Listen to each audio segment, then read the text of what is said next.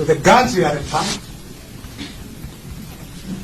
The further court orders were for reinstatement of the firearms certificate. Firearms as specified. Individuals whose names are given for the defense, each of them is an advocate of the High Court holding a practicing certificate. And it is in that capacity that we appear. Your Honor, the defense has an application to make before the plea is taken.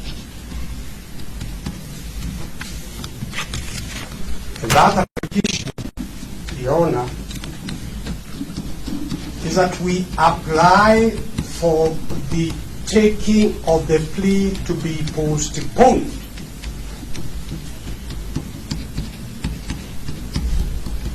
to give us an opportunity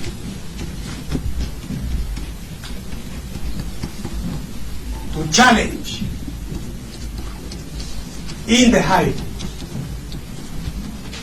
the bringing of these charges, for the reason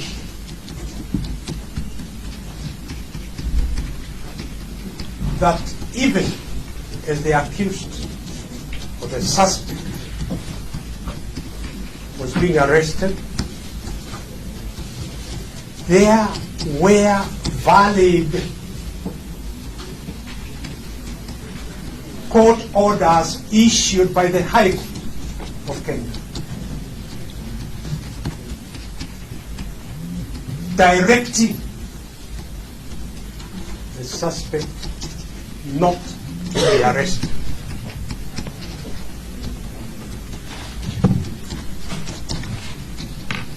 So, Your Honor,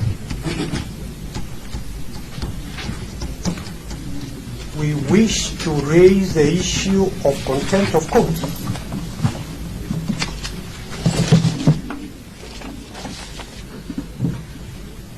Before the court that gave those orders.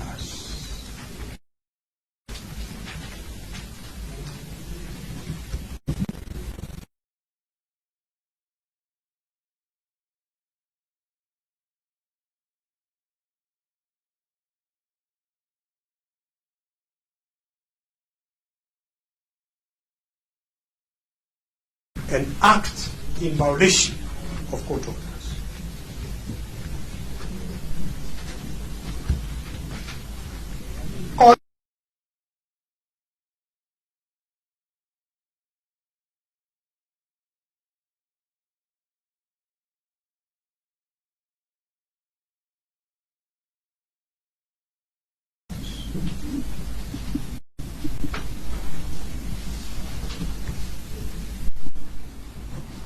So we have solid basis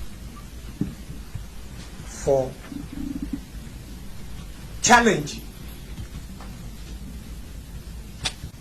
the bringing of these charges.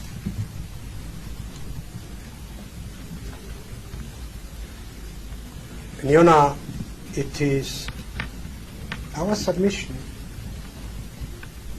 that this honorable court, in order to promote respect for the administration of justice, will indeed accord an opportunity where the issue of contempt of court orders is raised for the accused, for the proposed accused, to make that challenge before the High Court. Your Honor, let me clarify. There were two sets of orders issued by the High Court. First, there were orders issued that the accused should not be arrested.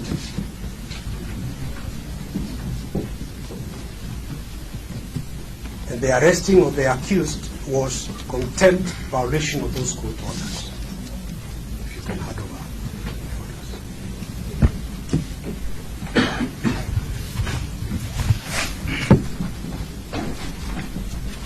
Separately,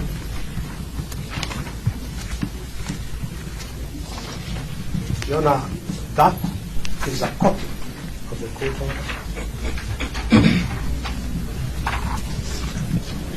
Separately,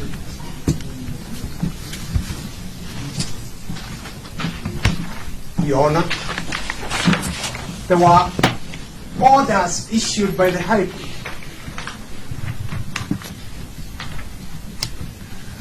for the return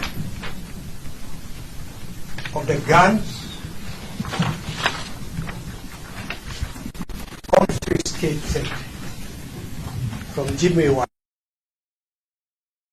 which were licensed, he had a valid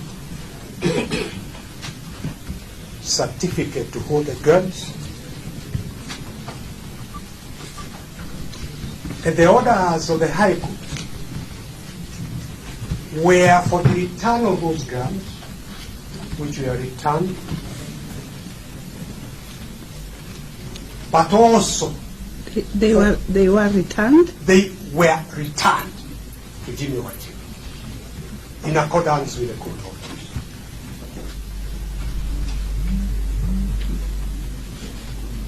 But the further court order was for a reinstatement of the certificate to hold those firearms. You've handed over these copies. All those copies of the court orders are there, Your Honor. So the guns were returned. The further court orders were for reinstatement of the firearms certificate. Firearms as specified, set out in the order of the court. So, Your Honor, perhaps in an attempt to get around the court order not to arrest Jimmy Wanjigi, we learned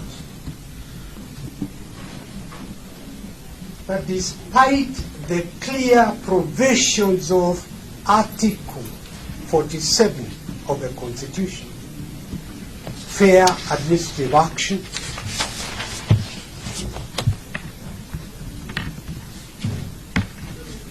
despite the court order that said return the firearm certificate to Jimmy Wanjigi,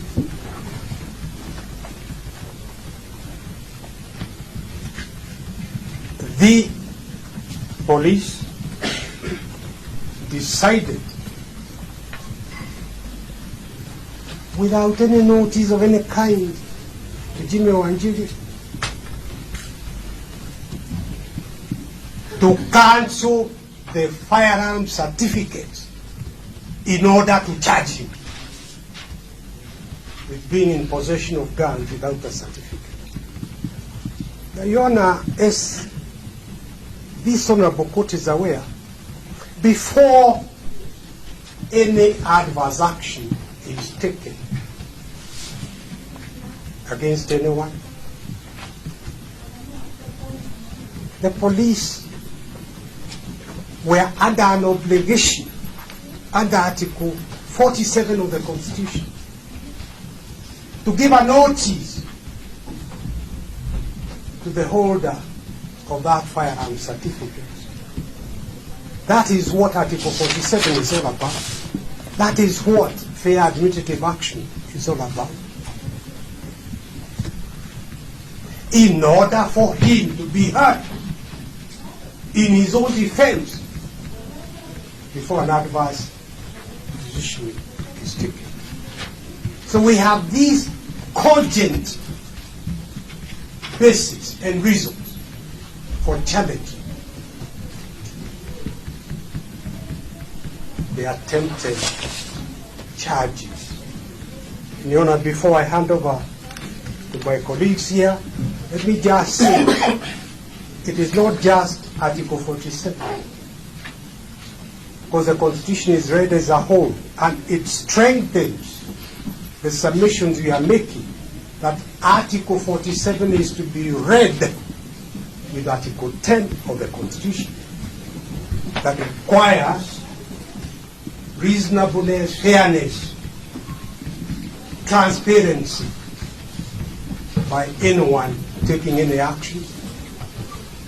And of course, Article 2 that holds everyone subject to the Constitution and requires everyone to act in accordance with the Constitution. You know, we need to keep reminding ourselves of the transformative nature. We need to keep reminding ourselves of the transformative nature of the 2010 Constitution. It's not by accident. It was deliberate. But Article 1 is about the sovereignty of the people of Kenya. That sovereignty is donated to the judiciary, to the executive, to parliament, but always the interests of the Kenyan people, of which Jimmy Wanjigi is a member, to be respected. Even the human dignity, which has got its own standalone article. All these are to be read together with Article 47. And finally, Your Honor, with a lot of respect, the people of Kenya in the 2010 Constitution donated their sovereignty to the judiciary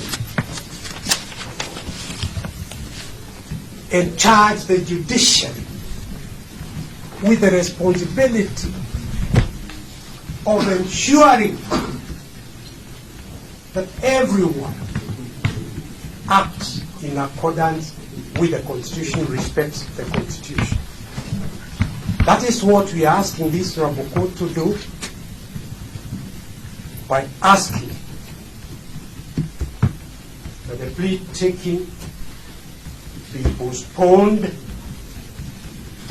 for at least 4 weeks in order for the accused to go back to the High Court to draw the attention of the High Court that its orders have been violated by the police and that the police are acting in contempt of the court orders.